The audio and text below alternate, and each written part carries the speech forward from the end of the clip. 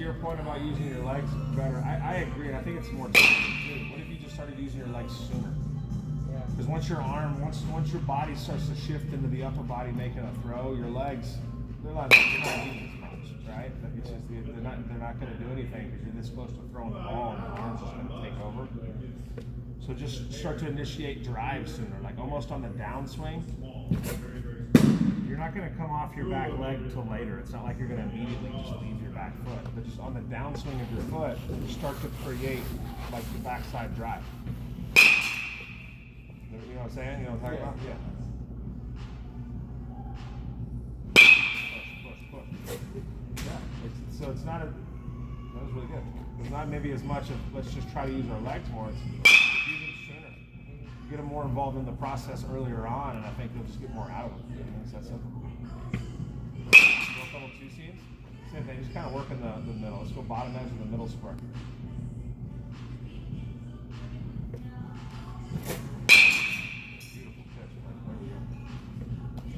So you feel that in a lot of counts.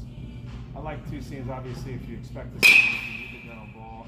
If a guy has shown that he's a first pitch swinger, and you don't want to be fine after you throw the perfect fastball, throw a two seam. Like let him hit that all he wants, right to your short side, right? Like just so first pitch swingers behind an account.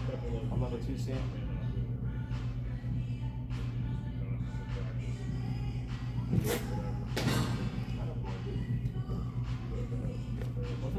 First one was good, then the second one go one four seam away. Hit that left yellow bar. So like we're dotting up the four seam like two balls off the plate. You're like the 0-2, 1-2 pitch.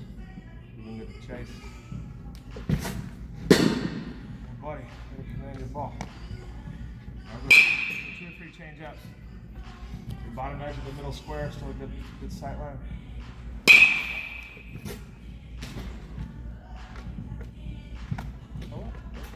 Real pushy. Your shoulders kind of pulled to the left. Let's say stand your legs, stride out. Yeah, I was gonna say, buddy, and I actually think that was really good. If that was lower, it's easy for me to say I know, but if that was lower, that would have been a really good changeup. You kind of just pushed it, left it up a little bit. So like out of your hand, it maybe didn't appear like it was a hittable fastball. So that's like where I don't think anybody's gonna say, that's a bomb. No, I don't think anybody's gonna swing at that because out of your hand, it just looked like it was a chin high fastball. That one I think Zach Gallen did. It kind of like. Oh, the one like up and in to some lefty. Yeah. I know what you're talking about. I was like, that was a weird. Yeah, I know what you're talking about. Sometimes you throw, and I got more strikeouts on like bad high cutters than anything. When I was younger, it would be like a lot of times I'd leave my hand and I'd be like, oh crap, and then they'd swing. I'm like, yes. And then I got older, it's like I started doing it on purpose sometimes. So some hitters just get used to the way a ball is supposed to move, especially like a big leaguer who watches tons of film. And he watches a guy that throws a cutter that breaks down and in. And all of a sudden he throws one that like rises. And like it didn't do anything in what the batter was expecting. So you get away with stuff like a backup curveball. Think of all the times you've thrown a curveball that kind of stayed arm side. And it's like you freeze the guy. Or they swing and miss it because they were expecting it to tilt away and it never did. It just kind of goes against the grain. Those pitches are good. Some guys that practice like backup sliders. I didn't like practicing things that I didn't want to create bad habits, right? Like I'm not gonna practice that. So I do one of those accidentally, one every 5 sliders. I want to practice it. I do it more often. Go like 4 in a row where you just pound a fastball and then change, fastball change. And more so like mechanically, let's say the same. But if you could just like envision the tunneling effect for each one. And that's the beauty of going back and forth.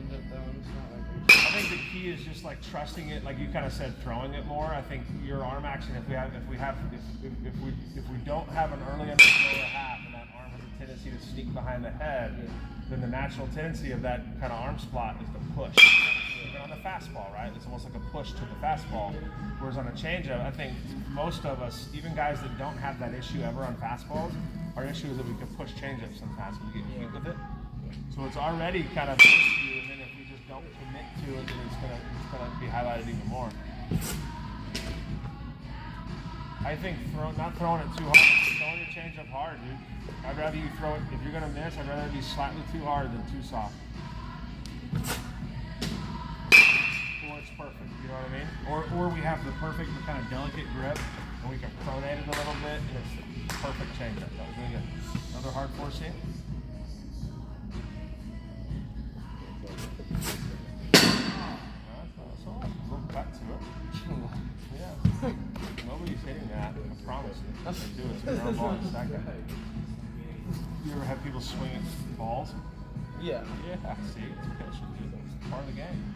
The beauty of that pitch, it might have been a ball, but it looked like a strike for 59 feet. People swing at those things. I know you didn't do it on purpose. That's the most frustrating part. But it's not a bad pitch. You're not going to you're not getting beat on that. I can promise you. Change up.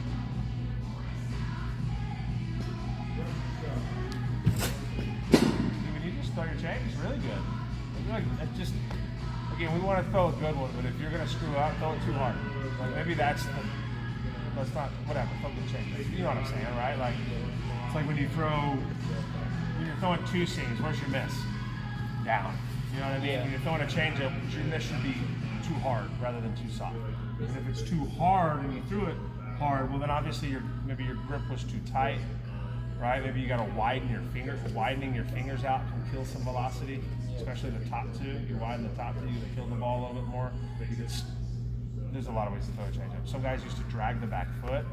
I've heard just as many guys say like tighten the wrist as I've heard loosen the wrist. I always like the looser wrist, but I've heard some guys say tighter wrist. So like it's kind of trial and error, to be honest with you, right? It's just like every time you work on it. So when you get to high school, you'll just be that much better at it because it's practicing 5, 6 days a week, you know? Yeah. When you practice anything 5, 6 days a week, you're going to have a lot of time to get reps and practice stuff. Right, just commit to it, throw it harder, you know? Throw one more change, and then we'll move on to fastballs and curveballs. One more change. Keep it low, throw it with a loose grip.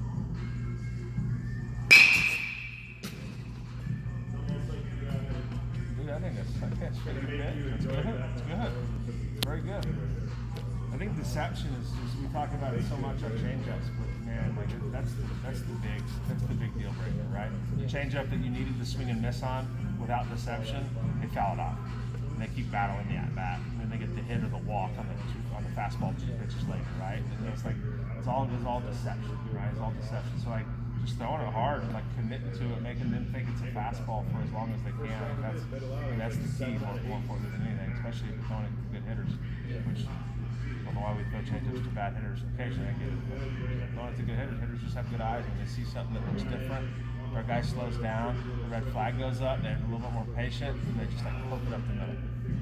And it's like you just wasted a 1-2 count and give a poke single up the middle because you telegraphed the changeup. You know, just throw it hard. Worst case scenario, it's a miss, but now you got to roll over to first base. It looks like a fastball.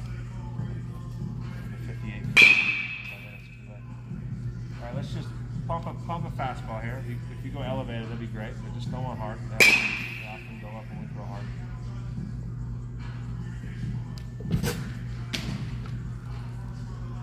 A couple curveballs. Arm feel okay? Yeah. Tight? He's a little tight. Like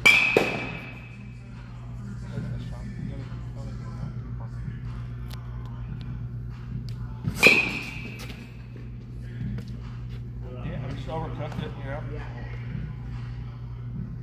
Broke it. That's a lot. A little more arm speed, reach out a little bit more. I mean, I think the end goal needs to be maybe make a touch less break. But if it broke later, it would have less break, you know? Yeah. How do we get it to break later? More extension. The further your release point out it is, normally the later it breaks on every pitch. But more hand speed. Yeah, essentially throwing it harder, but I know that's a slippery slope, right? Just a little more hand speed.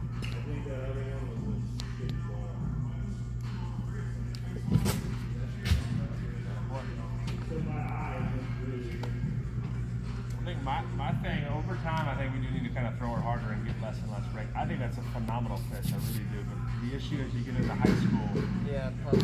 Yeah, like if it's up out of the hand, you just hitters can see that a little bit better, right? Like I think it's a really good pitch. You're gonna be either hoping that you get a lot of swing and misses or like buckles. Yeah. Because like if you throw the one really hard that breaks down, hopefully it stays up.